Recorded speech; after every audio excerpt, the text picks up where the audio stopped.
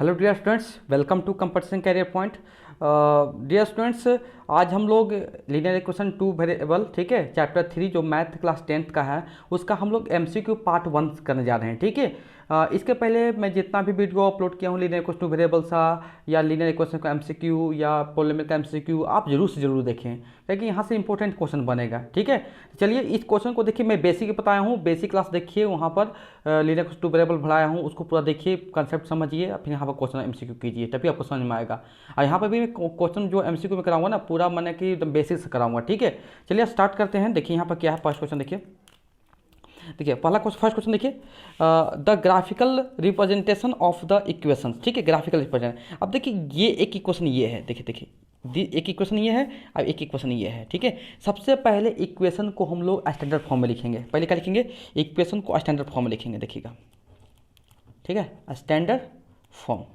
ठीक है, standard form कैसे करता है, देखो यहाँ पर देखिए x plus 2y equal to 3, ये स्टैंडर्ड फॉर्म नहीं है, ये प्लस जाकर क्या होगा, साइड चेंज होगा तो क्या हो जाएगा, -3 हो जाएगा। ठीक है, इक्वल टू 0, ये हो गया। ठीक है, अब देखिए एक इक्वेशन तो ये है और एक देखिए सेकंड इक्वेशन वहाँ देखिए, ये तो सही है, स्टैंडर्ड फॉर्म में दिया हुआ ये सही है। ठीक है, ये दिया हुआ स्टैंडर्ड फॉर्म। ठीक है, ये इक्वेशन 1 है, इक्वेशन 2 है। ठीक है, तो सबसे पहले आपको यहाँ से इक्वेशन 1 इक्वेशन 2 से आपको क्या करना है, कोफिशिएंट पता करना होगा। सबसे पहले क्वेश्चन में जहाँ भी ऐसे पैरेलल का क्वेश्चन आए, इंटरसेक्टिंग लाइन्स का है, कौन सा डाइंट लाइन का है, ठीक है, कोइंसिडेंट लाइन का है या नन का है, जो भी इस टाइप का कंसेप्ट। ठीक है, सबसे पहले देखिए यहाँ पर कुछ नहीं तो वैल्यू क्या होगा, 1 होगा। ठीक है, यहाँ पर देखिए इसका कोफिशिएंट, यहाँ पर y का कोफिशिएंट, यहाँ पे नहीं सॉरी, यहाँ पर इसको करते हैं, यहाँ देखिए इसका कोफिशिएंट क्या हो जाएगा, 1 हो जाएगा, इसका कोफिशिएंट क्या देखिए +2 हो जाएगा, और इसका कितना -3 हो जाएगा। यानी कहना मतलब ये a1 कोफिशिएंट, x का कोफिशिएंट a1, y का कोफिशिएंट b1, ठीक है, और लास्ट टर्म का होगा c1। ठीक है, देखिए यहाँ पर क्या हो जाएगा, देखिए ये क्या हो जाएगा a2 और y का कोफिशिएंट क्या हो जाएगा b2, पढ़ाया हुआ है, देखिएगा वीडियो अच्छा से देखिए, समझिएगा, वहाँ पर जो लीनियर इक्वेशन 2 पढ़ाया गया है वहाँ पर समझने क्वेश्चन कीजिए। ठीक है, तो सबसे पहले मैं क्या करूँगा, यहाँ पर देखिए लिख लूँगा a1 कितना है, b1 क्या है, c1 क्या है। ठीक है, सबसे पहले मैं नोट डाउन कर लेता हूँ। देखो a1 कितना 1 है, b1 देखिए b1 2 है, c1 क्या है -3 है। फिर a2 देखिए, a2 कितना है, देखिए a2 2। आपको देखिए, जब हम मैं अभी समझाने के लिए आपको एक्सप्लेन कर रहा हूँ ना, आपको एग्जाम में डायरेक्ट बनाना है। ठीक है, देखिए b2 4 है, c2 क्या हो जाएगा, देखिए c2 कितना दिया, 7 दिया हुआ है। देखिए इसका मैं ट्रिक कंसेप्ट बताया था कि वहाँ जब पढ़ाया था। ठीक है, जब unique solution, infinite solution, no solution कैसे पढ़ाया था, तो वहाँ पर अच्छा समझाया है। ठीक है, यहाँ पर भी समझा देता हूँ, देखो पूरा। देखिए सबसे पहले क्या करते हैं, a1/a2 पहले निकालते हैं। देखिए a1 का वैल्यू देखिए कितना है, 1 है, a2 का वैल्यू देखिए कितना है, 2, तो 1/2 हो जाएगा। ठीक है, उसी प्रकार देखिए हम लोग क्या निकालेंगे बताओ, यहाँ पर देखिए b1 b2 निकाल लेंगे। ठीक है, b1 देखिए कितना है, b1 2 है, देखिए कितना है, ये कैंसिल हो जाएगा, देखिए क्या आ जाएगा, 1/2 आ जाएगा। c1 से 2 निकाल लेते हैं, फिर c1 का देखिए, c1 का -3, यहाँ पर 7 है। अब देखिए सबसे पहले इसको चेक करना है कि देखिए इक्वेशन, देखिए ये a1 a2 equal to b1/2, और ये देखिए ये दोनों तो इक्वल है, देखिए ना ये वैल्यू दोनों इक्वल है। ठीक है, क्या है बताओ, इक्वल है। अब ये नॉट इक्वल है, तो कहने का मतलब क्या हुआ सर कि a1/a2 इक्वल टू b1/b2 है, नॉट इक्वल टू क्या हुआ, c1/c2। अब बताओ ये ऐसा जब कंडीशन होता है तो मैं क्या पढ़ाया हूँ, बताओ क्या पढ़ाया हूँ, ये इस टाइप का होता है तो कौन सा होता है, नो सोल्यूशंस। ठीक है, नो सोल्यूशन। और नो सोल्यूशन जब पढ़ाया था, नो सोल्यूशन में क्या बताया था, किस टाइप लाइन होता है बताओ, पैरेलल लाइन्स होते हैं। कैसा होता है, पैरेलल लाइन्स होते हैं, पैरेलल लाइन्स। ठीक है, जैसे कोई भी दो इक्वेशन देखिए, टाइप लीजिएगा। ठीक है, एक इक्वेशन लाइन 1 है, ठीक है, लाइन 2 है। ठीक है, तो इसका ग्राफ ऐसे बनेगा, ग्राफ इसका ऐसे बनेगा, देखिएगा। देखिए नो सोल्यूशन केस में ग्राफ ऐसे बनेगा। ठीक है, एक्स एक्सिस है, वाई एक्सिस है, ओरिजिन है, -x है, वाई है। ठीक है, तो ये देखिए आपको जब भी ऐसा इक्वेशन आता है a1/a2 equal to b1/b2 not equal to c1/c2, कैसा नो सोल्यूशन। और नो सोल्यूशन में क्या हो, और देखिए यहाँ पर एक चीज़ याद देखिएगा कि यहाँ पर किस टाइप का बताओ, किस टाइप का इक्वेशन बनेगा बताइए, ये बनेगा आपको इनकन्सिस्टेंट। ठीक है, इनकन्सिस्टेंट इक्वेशन। ठीक है, इनकन्सिस्टेंट। अब इनकन्सिस्टेंट होगा क्या बताओ, नो सोल्यूशन। नो सोल्यूशन कैसा लाइन बताओ, पैरेलल लाइन्स।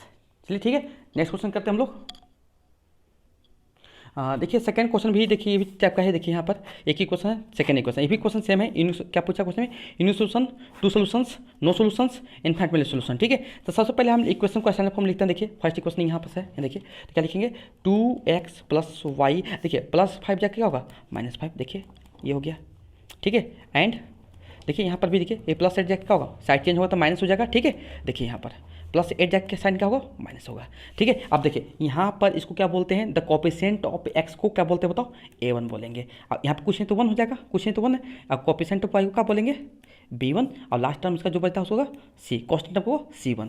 सेकेंड इक्वेशन का देखिए यहाँ पर क्या होगा, A2 एक्स कोफिशिएंट A2, और यहाँ वाई कोफिशिएंट क्या होगा B2, और लास्ट टर्म क्या होगा तो ये C2 हो जाएगा। ठीक है, तो फिर वही काम करना हम लोगों को, लिख लेना है A1 B1 C1 पहले लिख लेना है। आपको जब MCQ बनाइएगा तो आपको इतना नहीं करना है, ठीक है, जल्दी कर लीजिएगा। ठीक है, इतना आपको लिखना नहीं है, आप डायरेक्ट वैल्यू पुट कीजिएगा। देखिए A1 का वैल्यू 2 है, यहाँ पर 1 है, यहाँ -5 है। ठीक है, A2 देखिए 3 है, B2 देखिए B2 2 है, और C2 -8 है। ठीक है, तो अब फिर उसी ट्रिक बताया, क्या कंसेप्ट बताए थे कि आपको A1/A2 निकालना पड़े सबसे पहले। तो देखिए A1 कितना है 2 और कितना 3 है। अब देखिए एक हो गया, B1 B2 निकाल लेंगे। B1 देखिए कितना है, B1 1 2। ठीक है, C1 C2 भी निकाल लीजिए, कोई ज़रूरी से नहीं पड़ेगा, मैं बताता हूँ क्यों। कि देखिए सबसे पहले आपको इसको चेक करना है ये दोनों को, कि दोनों में क्या देख रहे हैं। A1/2 2/2/3 है, और B1/2 क्या है 1/2 है। ये तो इक्वल नहीं आया, तो कहने का मतलब क्या हुआ सर, यहीं से पता चल जाएगा कि A1/A2 क्या होगा, नॉट इक्वल टू क्या होगा B1/B2। अब जब ऐसा मैं पढ़ाता हूँ तो क्या बताया था, किस टाइप का बताओ, किस टाइप का होता है ये बताइए, ये इनिशिएशन होता था। ठीक है, अब इनिशिएशन करने का मतलब क्या बताइए, इसका किस टाइप का इक्वेशन बनता है बताइए, यहाँ पर कंसिस्टेंट बनता है। क्या बनता है, कंसिस्टेंट। ठीक है, इक्वेशन समझिएगा, मैं पूरा बताता हूँ। देखो कंसिस्टेंट में दो चीज़ होता है। ठीक है, एक होता है इनिशियल सोल्यूशन और एक का होता है इनफाइनाइट सोल्यूशन। ठीक है, तो यहाँ पे इनिशियल सोल्यूशन है, और इनिशियल सोल्यूशन करने का मतलब क्या होता है, टू ग्राफ लाइन्स, ठीक है, intersect at a single point. ठीक है, सिंगल पॉइंट। अब इसका करना मतलब क्या है, आपको देगा सिंगल सोल्यूशन। क्या देगा, सिंगल सोल्यूशन। ठीक है, इतना समझ लीजिए काफ़ी है। अब देखिए क्वेश्चन में क्या दिया, देखिए सिंगल सोल्यूशन। देखिए सबसे पहले तो देखिए कि 2 सोल्यूशन आएगा नहीं, इनफाइनाइट सोल्यूशन, नो सोल्यूशन आएगा। अब देखिए आपको क्या है, यूनिट सोल्यूशन। क्या हो जाएगा ऑप्शन, यूनिट सोल्यूशन। ठीक है, इसका पहले वाला क्वेश्चन देखिए क्या था, यहाँ पर किस टाइप का था, देखिए पैरेलल था। इसमें क्या हो जाएगा ऑप्शन, तो ये कहला ऑप्शन ए हो जाएगा। फर्स्ट में क्या होगा, ऑप्शन ए हो जाएगा। ठीक है, चलिए आगे बढ़ते हैं। देखिए सेकंड में कोई दिक्कत नहीं, आपको समझा भी दिया अच्छा से। ठीक है, देखिए थर्ड क्वेश्चन देखिए इंपॉर्टेंट है ये भी। आपको देखिए आपको कंसिस्टेंट चेक करना है, कंसिस्टेंट। ठीक है, consistent, a pair of linear equation is consistent दिया हुआ, और देयर ग्राफ भी लाइन्स भी क्या होगा। अब देखिए यहाँ पर देखिए समझिए कि कंसिस्टेंट में हम बताए थे, कंसिस्टेंट में क्या होता है बताइए, डिफरेंस क्या होता है, एटलीस्ट। देखिए एटलीस्ट वन सोल्यूशन। ठीक है, अब एटलीस्ट वन सोल्यूशन का मतलब समझिए क्या होता है, एटलीस्ट वन सोल्यूशन का मतलब क्या है। देखिए सोल्यूशन, देखिए एटलीस्ट मीन्स क्या होता है, कम से कम एक सोल्यूशन रहेगा, उससे ज़्यादा सोल्यूशन हो सकता है। देखिए तो इसमें क्या हो जाएगा, वन सोल्यूशन रह जाएगा। वन सोल्यूशन कहने मतलब क्या है, वन सोल्यूशन और मोर देन वन सोल्यूशन। समझिएगा कंसेप्ट बता रहा हूँ। ठीक है, इस टाइप का समझना है आपको। क्या समझना है, कंसिस्टेंट मीन्स क्या होता है, एटलीस्ट वन सोल्यूशन। और वन सोल्यूशन का मतलब क्या है बताइए, एटलीस्ट वन सोल्यूशन का मतलब क्या है, वन सोल्यूशन या मोर देन वन सोल्यूशन। अब वन सोल्यूशन क्या बोलते हैं बताओ, वन सोल्यूशन क्या बोलते हैं, वन सोल्यूशन का क्या बोलते हैं, यूनिट सोल्यूशन। क्या बोलते हैं, यूनिट सोल्यूशन। अब यूनिट सोल्यूशन के क्या बोलते हैं बताओ, किस टाइप का आता है लाइन बताओ, इंटरसेक्शन लाइन आता है, क्या होगा, इंटरसेक्टिंग लाइन ऐसा का, इंटरसेक्टिंग एट ए पॉइंट। ठीक है, इसको याद रखिएगा, इंपॉर्टेंट है। ठीक है, अब देखिए मोर देन वन सोल्यूशन का मतलब क्या बताइए, क्या हो जाएगा बताइए, मोर देन वन का मतलब क्या है, इन्फिनाइटली मैनी सोल्यूशन। अब इन्फिनाइटली मैनी सोल्यूशन करने मतलब क्या होता है, किस टाइप का होगा, जो लाइन होगा क्या होगा, ओवरलैपिंग होगा। क्या होगा, ओवरलैपिंग। ठीक है, ओवरलैपिंग करने का मतलब क्या है बताइए, कोइंसिडेंट हो जाएगा, कोइंसिडेंट। ठीक है, दोनों का मीनिंग सेम है। तो आपको जो क्वेश्चन पूछा है कि कंसिस्टेंस मीन्स क्या होता है, देखिए पैरेलल तो होगा नहीं। ठीक है, कंसिस्टेंट हो सकता है, इंटरसेक्टिंग होगा, लेकिन दोनों होता है ना, इंटरसेक्टिंग या कोइंसिडेंट। तो ऑप्शन क्या हो जाएगा, डी द करेक्ट आंसर हो जाएगा। ठीक है, नेक्स्ट देखिए यहाँ पर एक क्वेश्चन और लिया है, क्वेश्चन 4 देखिए। ठीक है, if the pair of line equation inconsistent, यहाँ पे इनकंसिस्टेंट होता है। आप देखिए इनकंसिस्टेंट, समझिए फिर से रिवीजन हो जाएगा आप लोग का। ठीक है, इनकंसिस्टेंट इक्वेशन के अंदर क्या होता है बताइए, क्या होता है बताइए, नो सोल्यूशन। क्या होता है ये, नो सोल्यूशन। ठीक है, और नो सोल्यूशन क्या होता है, नो सोल्यूशन के लाइन कैसा होता है, लाइन्स क्या होता है बताइए, लाइन्स अभी तो पढ़ाए थे, लाइन्स क्या होता है, पैरेलल। क्या होता है, लाइन्स क्या होता है, पैरेलल्स। लाइन जो होगा पैरेलल होगा। इसका ग्राफ बताए थे, ग्राफ किस टाइप का बनता है देखिए यहाँ पर, देखिए एक लाइन इधर होगा, एक लाइन इधर आ गया, देखिए ये लाइन 1 है, ये लाइन 2 है, ठीक है, इन दोनों का पैरेलल हो जाएगा, ठीक है। और यहाँ पर बताए थे कि यहाँ पर आपको कभी भी इंटरसेक्टिंग लाइन नहीं होगा, ठीक है। तो आपका जब भी इनकंसिस्टेंट सोल्यूशन आएगा तो आपको कम से नो सोल्यूशन का मतलब पैरेलल लाइन्स, क्या होगा पैरेलल लाइन्स, क्या हो जाएगा देखिए option A is the correct answer हो जाएगा, ठीक है। ऑप्शन ए इधर क्या हो जाएगा करेक्ट आंसर होगा, ठीक है। बढ़ते हैं आगे हम लोग आगे। देखिए क्वेश्चन 5 नंबर भी इंपॉर्टेंट है, ठीक है। देखिए ये देखिए आपका, देखिए मैं एक कंसेप्ट पहले समझाता हूँ, पहले कंसेप्ट समझ लीजिए। देखिए a equal to b equal to c equal to 5। अरे कहने का मतलब क्या हुआ ना कि ये वैल्यू इसके भी इक्वल है, ये वैल्यू इसके भी इक्वल है, ये वैल्यू इसके भी इक्वल है। कहने का मतलब क्या हुआ, a equal to 5, b equal to 5 हो गया और सी इक्वल टू 5 हो गया। समझ में आ गया एकदम क्लियर कट। तो यहाँ भी देखिए 2 के पावर क्या है, एक्स प्लस वाई है, इक्वल टू 2 के पावर क्या है, x minus y equal to root 8। अब देखिए रूट 8 समझिए पहले, ठीक है। रूट 8 को मैं क्या लिख सकता हूँ, बताओ क्या लिख सकता हूँ, बताओ 2 2 4, ठीक है। प्राइम कर दिए कितना है, देखिए 2 पावर कितना है, 2 इंटू 2 इंटू 2 कितना लिख सकता हूँ, 2 इंटू 2 इंटू कितना, 2 पावर 3 हो जाएगा, ठीक है। तो मैं लिख सकता हूँ 2 के power x plus y equal to 2 के पावर एक्स माइनस वाई, ठीक है। यहाँ का 2 के पावर कितना हो जाएगा, देखिए देखिए आपको यहाँ पर क्या लिखते हैं बताइए, 2 के पावर क्या हो जाएगा, 2 की पावर तो देखिए 2 इंटू 2 इंटू कितना होगा 2 पावर 3, देखिए यहाँ पर, ठीक है। फिर देख लीजिए, फिर और समझ लीजिए इसको थोड़ा सा बेसिक और 2 के पावर एक्स माइनस में हो जाएगा, देखिए। और देखिए ये यहाँ पर 2 हिडन रहता है, रेडिकल जो होता है रेडिकल यहाँ पर 2 हिडन रहता है। और जब इसको लिखेंगे तो क्या होगा पावर फॉर्म ले जाएगा, पावर फॉर्म में देखिए यहाँ पे देखिए ये इसके पावर में आ जाएगा, ठीक है, याद रखिएगा। अब वैल्यू इसके भी इक्वल, ये वैल्यू इसके भी इक्वल, कहने मतलब क्या हो गया कि सर 2 के पावर एक्स प्लस वाई क्या हो जाएगा 2 के पावर 3/2 एंड क्या हो जाएगा बताओ 2 के power x minus y equal to 2 के पावर 3/2। अब देखिए आप पावर एक्सपोनेंट कभी पढ़े होंगे 9 10 में 8 क्लास में, ठीक है। तो वहाँ पर देखिए बेस सेम है, बेस क्या होगा कैंसिल हो जाएगा, तो एक्स प्लस वाई क्या हो जाएगा बताओ 3/2, इक्वेशन नंबर 1 हो जाएगा, ठीक है। और देखिए यहाँ पर यहाँ भी सेम बेस है तो क्या हो जाएगा एक्स माइनस वाई भी क्या हो जाएगा बताओ 3/2, इक्वेशन नंबर 2, ठीक है। अब देखिए एक्स प्लस वाई का वैल्यू कितना कहते हैं 3/2 और एक्स माइनस वाई का वैल्यू क्या गया होता है क्या होगा 3/2। आपको देखिए आप किसका वैल्यू पूछा, देखिए वाई पूछा है तो वाई निकाल देते हैं एक बार में, आपको कैलकुलेशन नहीं करना है। देखिए वाई निकालना है तो इसको साइन क्या कर दीजिएगा, साइन चेंज कर दीजिएगा, देखिए प्लस, ठीक है। तो यहाँ माइनस हो जाएगा, यहाँ क्या हो जाएगा बताओ प्लस हो जाएगा, ये प्लस से क्या हो जाएगा माइनस हो जाएगा। देखिए ये क्या हो जाएगा एक्स कैंसिल, वाई क्या होगा 2y। अब देखिए दोनों वैल्यू से प्लस माइनस क्या हो जाएगा 0, तो वाई की वैल्यू क्या आ जाएगा बताइए 0/2, कहने मतलब क्या होगा वाई इक्वल टू 0 आंसर हो जाएगा, ठीक है। तो ऑप्शन क्या हो जाएगा, option see the correct answer हो जाएगा, ठीक है। एक समझ लीजिएगा नहीं समझ में आ रहा जिसको, ठीक है, कि सर ये कैसे लिख दिया आंसर। देखिए यहाँ पर देखिए कुछ भी यहाँ लिखा हुआ, देखिए एक्स यहाँ पर लिखा हुआ, ठीक है, यहाँ पर कुछ नहीं है तो क्या होगा आप समझ लीजिएगा कि यहाँ पर 2 हिडन है, ठीक है। तो यहाँ पर लिख सकते हैं एक्स। अब देखिए इसको क्या लिख सकते बताओ कि ये हमेशा 1/2 को फ्रैक्शन बनेगा, जैसे और समझ लीजिए यहाँ पर 5 रहता, ठीक है। क्या लिखिएगा बताओ एक्स क्या होगा 1/5। अगर देखिए यहाँ पर आप समझ लीजिए एक्स के पावर यहाँ पर रहता है, यहाँ पर देखिए 3 है, यहाँ पर कितना 4 है, तो मैं लिखता हूँ एक्स देखिए ये 3 ऊपर रहेगा और 4 नीचे, ठीक है। समझ में आ गया, चलिए आगे बढ़ते हैं। देखिए क्वेश्चन क्या है, द सिस्टम इक्वेशन, देखिए दिस इक्वेशन क्या बोल दिया हैज, ठीक है, यूनिक सोल्यूशन कंसेप्ट, देखिए यूनिक फिर से आ गया है, यूनिक सोल्यूशन का फिर से कंसेप्ट आ गया है, ठीक है।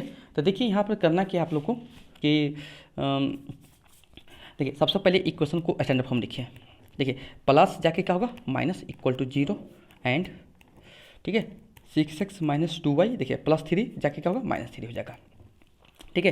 देखिए इसको एक्स कोफिशिएंट को क्या हो गया a1, ठीक है, यहाँ पर क्वेश्चन तो 1 हो जाएगा, क्या हो जाएगा बताइए ये क्या हो जाएगा b1 और लास्ट टर्म का होता है कांस्टेंट टर्म जो कि c1। यहाँ भी देखिए, ठीक है, जहाँ भी यूनिक सोल्यूशन आवे इनफाइनाइट सोल्यूशन आवे, ठीक है, आपको समझ लेना हो इस तब कि यानी कि आपको यूनिक सोल्यूशन इनफाइनाइट सोल्यूशन या नो सोल्यूशन कैसे बनाना है, ठीक है। देखिए b2, ठीक है, और यहाँ पर क्या होगा c2, ठीक है। तो फिर वही लिख लेंगे a1, ठीक है, b1 c1, ठीक है, फिर यहाँ पर a2 b2 c2, ठीक है। a1 देखिए कितना है के b1 देखिए b1 -1 और c2 क्या है देखिए -2, और यहाँ की a2 कितना देखिए 6 है, b2 देखिए b2 -2 है, c2 -3 है। अब देखिए आप यूनिक सोल्यूशन क्वेश्चन में क्या बोलते देखिए यहाँ पर क्वेश्चन में क्या बोला यूनिक सोल्यूशन, अब लिखेंगे यहाँ पर 4 यूनिक सोल्यूशन, ठीक है। आप लोग इतना कैलकुलेशन नहीं करना, आपको मैं अभी समझाने के लिए सबको जैसे मैं समझ में आ जाए इसलिए मैं ऐसा इतना कंसेप्ट लिख रहा हूँ, ठीक है। आप लोग लिखना नहीं इतना एग्जाम में इतना, ठीक है। a1 not equal to b1 b2 ये कंसेप्ट है इसका, ठीक है। a1 का वैल्यू देखिए k है, a2 देखिए 6 है, नॉट इक्वल टू b1 देखिए b1 क्या है b1 -1 अब B2 -2, देखिए माइनस माइनस क्या होगा प्लस हो गया। अब फिर जैसे आप सॉल्व करते हैं लीनियर क्वेश्चन सॉल्व कर दीजिए, देखिए क्या हो जाएगा, क्रॉस मल्टीप्लिकेशन क्या होगा 2 किया जाएगा, नॉट इक्वल टू देखिए 6 हो जाएगा। अब इंटू जाएगा क्या होगा बताओ, डिवाइड होगा। जैसे लीनियर क्वेश्चन होगा तो वैसे सॉल्व कर दीजिए, कोई दिक्कत नहीं, आंसर सेम आ जाएगा। ठीक है, तो के क्या हो जाएगा, क्या हो जाएगा, के नॉट इक्वल टू 3। देखिए ऑप्शन है के नॉट इक्वल टू 3। देखिए ये तो होगा नहीं, ये होगा नहीं, ठीक है, के तो होगा नहीं, देखिए ऑप्शन डी, देखिए ऑप्शन डी हो जाएगा। ठीक है, चलिए आगे बढ़ते हैं। ठीक है, देखिए यहाँ पर फॉर व्हाट वैल्यू ऑफ के डज द इक्वेशन, ठीक है, डिपेंड टू इंटरसेक्टिंग एट इन का लिए यूनिक पॉइंट, मैंने कि आपको यूनिक सोल्यूशन की बात कर रहा है। फिर वही क्वेश्चन आ गया, देखिए यहाँ पर ये क्वेश्चन यहाँ से बन जाएगा 1। ठीक है, पहले स्टैंडर्ड फॉर्म लिख लेंगे के एक्स -2y, देखिए +3 साइड चेंज होगा तो -3 हो जाएगा, इक्वेशन 1। ठीक है, सेकेंड देखिए 3x + y, ठीक है प्लस वाई, और देखिए +5 जाकर क्या हो साइड चेंज हुआ था -5 हो जाएगा। फिर वही बात है ना, इसको कोएफिशिएंट A1, ठीक है, कोएफिशिएंट ऑफ y B1, ठीक है, ये क्या हो जाएगा C1। ठीक है, कोएफिशिएंट ये क्या हो जाएगा A2, यहाँ क्या हो जाएगा देखिए B2, और लास्ट में क्या हो जाएगा बताइए C2। ठीक है, देखिए यहाँ पे फिर से लिख लेंगे A1 B1 C1, ठीक है, A2 B2। अब देखिए हम लोग सेकेंड MCQ पार्ट में अच्छे क्वेश्चन करेंगे, बहुत अच्छे लेवल करेंगे। ठीक है, तो वीडियो को बहुत अच्छा से देखिएगा। ठीक है, 3 या 4 3 पार्ट में आप कंप्लीट कर दूंगा। ठीक है, इसका देखिए A1 कितना है के, इसका -2, ठीक है, यहाँ पर -3, ठीक है, A2 देखिए 3 दिया हुआ है, इसका 1 दिया हुआ है, ठीक है 1 दिया हुआ, और इसका -5 दिया है। आपको सोल्यूशन देखिए का यूनिक सोल्यूशन का बोल दिया, इंटरसेक्टिंग बोलेगा या यूनिक पॉइंट मैंने सेम है। ठीक है, तो 4 यूनिक सोल्यूशन के लिए 4 यूनिक सोल्यूशंस, ठीक है, क्या फॉर्मूला है A1/A2 not equal to B1/B2। देखिए A1 क्या है के, A2 कितना है 3, नॉट इक्वल टू -2, यहाँ कितना 1 है। ठीक है, सॉल्व कर देंगे, फिर क्या जाएगा देखिए के, देखिए के इंटू 1 के, अब 3 में कितना -6। देखिए इसका मीनिंग क्या होता है ना कि देखिए के का वैल्यू 6 को छोड़ कर बाकी सही वैल्यू, इसका कहने का मतलब है कि जो वैल्यू ऑफ के वहाँ पर मैंने कि वैल्यू ऑफ के जो वहाँ पर होगा ना 6 को छोड़ के बाकी सबके लिए एप्लीकेबल है। मैंने कि 6 को रखिए -6 रखिएगा, वहाँ पुट कीजिएगा, वो आपको क्या देगा यूनिक सोल्यूशन नहीं देगा। ठीक है, इसके अलावा जो भी आपको रियल नंबर का जो भी वैल्यू है ना सब सेटिस्फाई कर जाएगा। तो इसका लिखने का मतलब क्या होता है कि ऑल, देखिए फॉर ऑल वैल्यू ऑफ के एक्सेप्ट मैंने कौन सा वैल्यू रियल वैल्यू, ठीक है रियल वैल्यू, एक्सेप्ट के इक्वल टू के नॉट इक्वल टू -6। ठीक है, नहीं एक्सेप्ट -6 की वैल्यू, ऐसा सोच सकते हैं ऐसे।